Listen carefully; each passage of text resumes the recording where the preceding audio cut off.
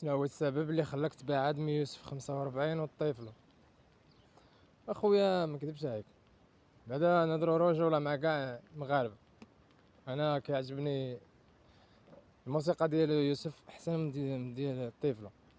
هي هو شويه دابا الطفله في سيسر وكذا، وعنده واحد اللمسه ديال الفن ديالو كتخليك تاثر شي شويه وكذا وصافي. فهمت المواضيع اللي تيهضر فيها هو راقي، يعني كيجذب القلوب الضعيفه وداكشي. بالنسبه للابتعاد ديالي عليهم ما صالحينليش. بالنسبه اول حاجه خويا طيفلو مبرهش وفهمتي غدار، تكسب فيه الثقه يغدرك اخويا.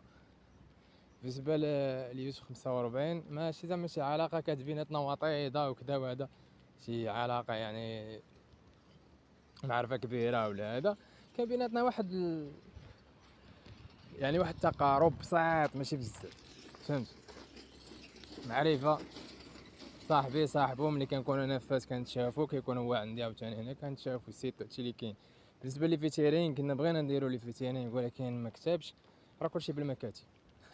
داكشي راه عادي، الناس راه ساكنين حداه باب الدار وكذا وما تيكتبش واحد الفيتيرين لان الموسيقى ديالو والموسيقى ديالي متباعدين. هادشي اللي كاين.